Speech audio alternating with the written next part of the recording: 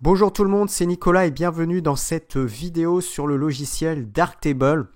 Alors dans Darktable, on va voir quoi? On va voir comment on va pouvoir enlever des défauts, on va pouvoir enlever des éléments sur une photo en utilisant notamment les outils adaptés qui sont l'outil de retouche ou encore de correction des tâches. Ce sont des modules qui vont nous permettre d'enlever ces défauts-là. Alors, si vous aimez mes vidéos, surtout n'hésitez pas à vous abonner à la chaîne, mettez des likes également sur des vidéos. Si vous voulez en savoir plus sur le logiciel Darktable, apprendre le logiciel dans sa totalité, vous avez un lien dans la description vers une formation complète sur le logiciel Darktable. On va tout voir en détail. Table lumineuse avec tous les systèmes d'importation de photos, gestion des photos, classer les photos. On verra également toute cette partie-là, chambre noire avec les différents modules, expliquer comment créer ces modules favoris et puis éditer, retoucher des photos. Alors, ici j'ai cette photo-là, je vais commencer par utiliser la molette de la souris et CTRL pour venir zoomer. Donc on a quelques imperfections de type bouton ou grain de beauté qui sont situées ici. Alors on va pouvoir utiliser aussi bien notre outil correction, notre outil retouche et notre outil correction des tâches.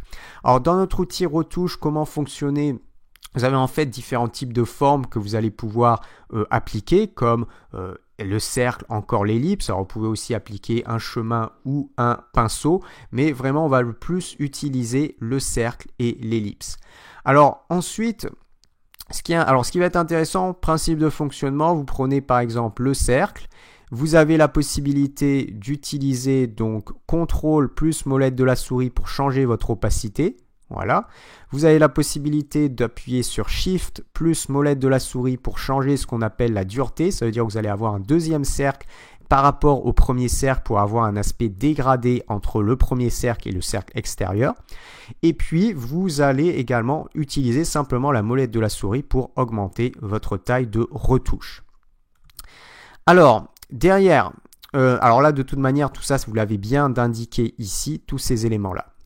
Vous cliquez, on va réduire un petit peu, je vais diminuer un peu la dureté, vous cliquez sur un élément comme ça, il va vous indiquer un autre élément cible à côté, et puis ça va vous permettre de faire votre correction. Alors, vous voyez bien, là par exemple, si je vais chercher ici, je vais avoir la partie du sourcil. Comme ceci.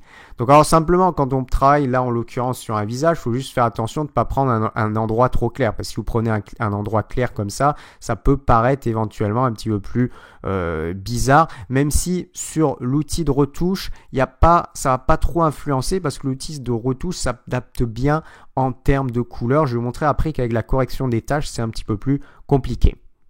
Voilà.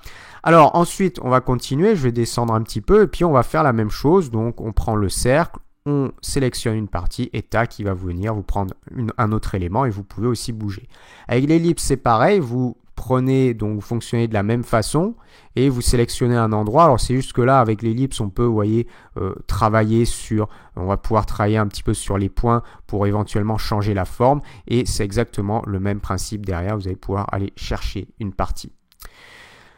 Voilà, alors à chaque fois vous allez avoir des nouvelles formes qui sont créées, donc on prend le cercle et hop, à chaque fois que j'ajoute un élément, vous avez une nouvelle forme qui est créée, à chaque fois il faudra recréer une forme.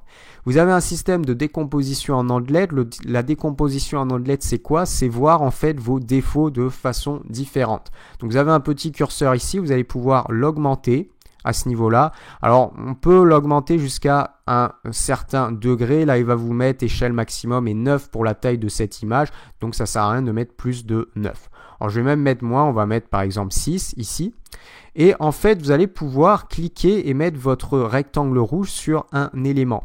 Et quand vous allez le mettre sur un élément, on va pouvoir en fait avoir notre aperçu. Donc, on va falloir cliquer sur afficher une seule échelle de la décomposition. Alors là, rien ne se produit. Pourquoi? Parce que va falloir changer la prévisualisation de l'échelle. Et pour cela, vous allez cliquer ici, niveau automatique. Voilà. Et tout de suite, on va avoir un rendu. Alors, ce rendu, il va différer suivant l'échelle que vous allez choisir. Là, par exemple, je vais avoir ça ici, ici. Et vous pouvez avoir des niveaux de détail qui vont apparaître de façon différente suivant les échelles que vous allez sélectionner. Et je peux par exemple sélectionner ce type d'échelle, on va voir sortir un peu les boutons et on peut faire des ajustements au niveau de nos curseurs qui sont situés ici pour avoir des aspects de détail, voilà, des niveaux différents de détail. Je vais zoomer un petit peu et vous voyez là on va voir les points, ils vont ressortir en noir ici. Et après derrière vous pourrez aussi utiliser votre système qui va être toujours pareil d'aller faire des modifications par rapport à cette échelle là. Et là, vous pourrez aussi travailler de cette façon-là, ici, quand vous voyez vos détails. Donc, vous pouvez aussi voilà, fonctionner tout à fait avec ce système de décomposition en Outlet, en fait, simplement pour voir les détails d'une façon différente. Alors, on va simplement revenir. Ici, on peut sortir de ce mode-là. On peut sélectionner d'autres modes, vous voyez, de décomposition, mais à chaque fois, il faudra recliquer ici. Voilà. Puis si on déclique, on va voir notre rendu. Donc là, on corrige les boutons au fur et à mesure. Alors, à chaque fois, hop, vous prenez un point. Là, on va venir réduire un petit peu. Shift pour réduire la dureté. Et tac. Et à chaque fois, alors là, je suis sur une décomposition en ondelette.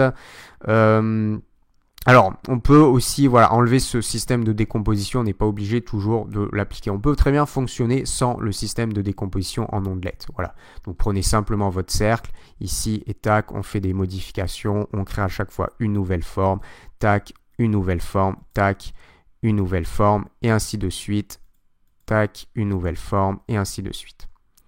Vous voyez, hop, c'est rapide, c'est pratique, et c'est bon. Alors, vous avez aussi un système, un outil qui s'appelle la correction des tâches. Je vais vous le montrer. Alors, il est plus simple en fait cet outil de correction des tâches dans le sens où vous avez simplement à sélectionner votre forme, cercle, ellipse ou chemin et en fait vous faites des corrections. Alors pourquoi je dis qu'on travaille un petit peu de façon différente? Pour la simple et bonne raison que là, alors on va augmenter un petit peu, alors opacité, on va se mettre à 100%, on va augmenter un petit peu la largeur, voilà, on va augmenter un petit peu voilà, l'aspect, on va augmenter un petit peu la dureté aussi. Je vais venir, alors on va décocher, on va zoomer avec la molette de la souris et contrôle. Et ici, je vais faire la même chose, comme ceci. Et en fait, avec cet outil-là, ça va bien fonctionner, mais suivant les endroits, vous allez avoir des fois, vous pouvez avoir un aspect qui va paraître un petit peu changement de couleur. Et des fois, ça peut être un petit peu moins intéressant de prendre cet outil-là. Là, alors on va venir réduire ici. Voilà, là je vais réduire la taille ici. Et là je vais prendre cette partie comme ceci. C'est pour ça qu'il faut faire attention. Quand vous prenez cet outil-là, là on peut avoir un aspect un petit peu point. Alors on va pouvoir travailler aussi bien votre dureté. On peut travailler un petit peu plus sur la dureté. Mais le principe de fonctionnement il est pareil. Donc là je vais prendre ce point-là et tac. Et là, si on fonctionne, vous voyez, sur la droite, je vais enlever la visibilité. Là, ça fonctionne bien.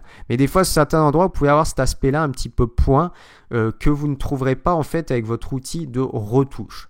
Quoi qu'il en soit, ça aura quand même un petit peu le même type de fonctionnement. Alors, je vous conseille, là, en l'occurrence, sur un visage, vous allez directement sur la retouche. Et puis, vous sélectionnez vos formes et vous faites vos ajustements.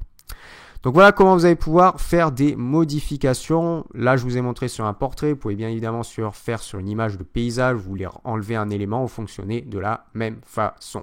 Si vous avez aimé cette vidéo, inscrivez-vous à la chaîne. Si vous avez aimé cette vidéo, mettez des likes. Mettez des likes, c'est bien. Et si vous voulez en savoir un petit peu plus sur Darktable, vous voulez vraiment vous former complètement, voir l'ensemble du logiciel dans les moindres détails, en lien dans la description, un cours complet que je propose, voilà, qui permet vraiment de voir tout ça dans les moindres détails. Donc tous ces types de modules que l'on a là, voir la chambre noire. Il y a aussi des exercices d'entraînement. Il y a pas mal d'exemples. On voit aussi comment retoucher justement un visage, mettre du maquillage, changer la couleur des yeux, changer la couleur de la bouche.